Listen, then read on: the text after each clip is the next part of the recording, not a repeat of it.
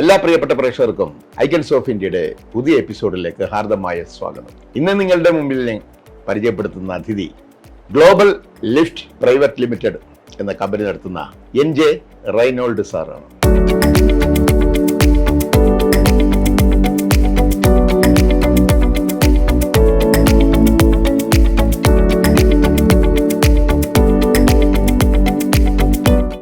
പറഞ്ഞോളൂ സാർ, അതിൻ്റെ വിശേഷങ്ങൾ. എല്ലാവർക്കും നമസ്കാരം.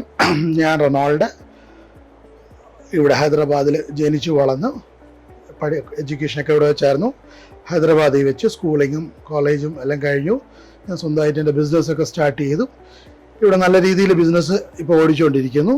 എനിക്ക് ഗ്ലോബൽ ലിഫ്റ്റ് പ്രൈവറ്റ് ലിമിറ്റഡ് ഏകദേശം ഞങ്ങൾ ഹൈദരാബാദിൽ 1000ഓളം ലിഫ്റ്റ് ഇൻസ്റ്റാൾ ചെയ്തിട്ടുണ്ട്. പിന്നെ അതേപോലെ തന്നെ ഞങ്ങൾക്ക് വേറെ 1-2 സ്ഥാപനങ്ങളും കൂടെയുണ്ട്. സീകോൺ സ്റ്റീൽ, ഇവിടെ ഞങ്ങളൊരു സ്റ്റീലിൻ്റെ ഒരു ട്രേഡിംഗ് ബിസിനസ്സാണ്.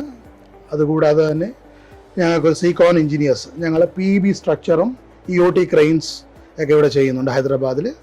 ഗ്ലോബൽ ലിഫ്റ്റ് പ്രൈവറ്റ് ലിമിറ്റഡിന് പറയാനുള്ളത് എന്താണ്? നമ്മുടെ ക്വാളിറ്റി, നമ്മൾ ഉണ്ടാക്കുന്ന ലിഫ്റ്റിന്റെ ക്വാളിറ്റി, അതിന്റെ പ്രൈസ്, അതിനെ കുറിച്ചൊക്കെ ഒന്ന് വിശദമായിട്ട് പറഞ്ഞു. ഏകദേശം ഞങ്ങൾ യൂസ് ചെയ്യുന്ന റോ മെറ്റീരിയൽ കംപ്ലീറ്റും ISO standard almost equivalent to Johnson lift. ഞങ്ങളുടെ പ്രൈസ് ഓൾമോസ്റ്റ് 40% കുറവായിരിക്കും. എത്ര സ്റ്റാഫുകളുണ്ട് സാർ ഈ കമ്പനി? ഞങ്ങൾക്ക് പെർമനന്റ് ആയിട്ട് 12 സ്റ്റാഫ് ഉണ്ട്. ഓക്കെ. പിന്നെ കോൺട്രാക്ട് ബേസിസിലാണ് ഇവർ ഇൻസ്റ്റാൾ ചെയ്യുന്നത്. ലിഫ്റ്റ് പ്രൈവറ്റ് ലിമിറ്റഡിന്റെ വിശേഷങ്ങൾ കുറച്ചുകൂടി നമ്മൾ അറിഞ്ഞു. ഇനി നമുക്ക് നാട്ടുവിശേഷവും വീട്ടുവിശേഷവുമായിട്ട് പോവാം. ആലപ്പുഴ തുമ്പോളിയാണ്. പപ്പ എയർഫോഴ്സിലായിരുന്നു, എയർഫോഴ്സിലെ എംപ്ലോയി ആയിരുന്നു. ഒരു 4 വർഷം കൂടുമ്പോൾ പുള്ളിക്ക് ഇങ്ങനെ ട്രാൻസ്ഫർ വരുന്നുണ്ട്. അവസാനം ഞങ്ങൾ വന്ന് സെറ്റിൽ ആയത് ഹൈദരാബാദ് ആയിരുന്നു. ഇവിടെ വെച്ച് ഞാൻ ജനിച്ചു, പഠിച്ചു. ഏത് സ്കൂളിലായിരുന്നു ആദ്യത്തെ പഠനം? ഇവിടുത്തെ പഠനം എന്റെ സ്കൂളിങ് നവീന സാംസ്കാരിക കലാകേന്ദ്രം NSKക്ക്. പേര് ഇത് ഒരു പള്ളിയിലെ അച്ഛനായിരുന്നു. അമ്മയും അച്ഛനും അവിടെ ചെന്നപ്പോൾ അച്ഛന് ഒരു പേര് തന്നതാണ്. ഇതാണ് റെയ്നോൾഡ്. അതുപോലെ തന്നെ എനിക്ക് കുടുംബവിശേഷം അനിയനുണ്ട്, അവന്റെ പേര് റെയ്മണ്ട് എന്നാണ്. 6ലാണ് തുടങ്ങുന്നത്. 2 ചേച്ചിമാരുണ്ട്. ചേച്ചിമാര് മെറ്റിൽഡ, പ്രസന്റ. ഇവിടെ കല്യാണം കഴിഞ്ഞു. അളിയന്മാര് ഇടുക്കിക്കാരാണ്. അപ്പോൾ ഇവിടെ തന്നെ ഹൈദരാബാദിൽ തന്നെയാണ് അവർ സെറ്റിൽ ആയിരിക്കുന്നത്. ഇവിടെ ഒരു കമ്പനി ജോലി ചെയ്യുന്നു. അനിയൻ എയർഫോഴ്സിലായിരുന്നു. പെണ്ണ് അവൻ അവിടെ സർവീസ് ചെയ്യുന്നു. ഇപ്പൊ ഡൽഹി പോസ്റ്റഡ് ആണ്. അച്ഛന്റെ പേരെന്താണ്? അച്ഛന്റെ പേര് ജോസഫ് സാർ. ഓക്കെ. അമ്മയുടെ പേര് ലില്ലി. അച്ഛൻ എന്തായിരുന്നു ജോലി? അച്ഛൻ എയർഫോഴ്സിലെ സിവിലിയൻ ആയിട്ടായിരുന്നു. അപ്പൊ പട്ടാളച്ചിട്ടയിലായിരിക്കും അല്ലേ? അച്ഛൻ റിട്ടയർഡ് ആയോ? അച്ഛൻ റിട്ടയർ. അച്ഛൻ 15 വർഷം മുമ്പേ റിട്ടയർ ആയി. അച്ഛൻ എന്റെ കൂടെ ഉള്ളത് എനിക്കൊരു അനുഗ്രഹമായിട്ടാണ്. വിദ്യാഭ്യാസം എവിടം വരെ സാറ് പഠിച്ചു? എന്റെ ഡിപ്ലോമ മെക്കാനിക്കൽ എഞ്ചിനീയറിംഗ് വരെ പഠിച്ചു. അപ്പോൾ ഏകദേശം എത്ര കൊല്ലമായി ഇത് തുടങ്ങിയിട്ട് സാർ? ഇത് തുടങ്ങി 18 വർഷമായി. 18 വർഷം. അപ്പൊ സാറ് വിദ്യാഭ്യാസം കഴിഞ്ഞതിന് ശേഷം ഏകദേശം 2-3 വർഷം ജോലി ചെയ്തു. അർച്ചന ഇൻഡസ്ട്രീസ് പറഞ്ഞ അലക്സ്, എന്തായിരുന്നു അവിടെ ഈ റിക്സിന്റെ ആയിരുന്നു, ബോർവെലിന്റെ റിക്സിന്റെ സ്പെയർസ് ഉണ്ടാക്കുന്ന പരിപാടിയാണ്. അവിടെ വെച്ചാണ് പിന്നെ ഞാൻ സ്വന്തമായിട്ട് എന്റെ സ്ഥാപനം തുടങ്ങി.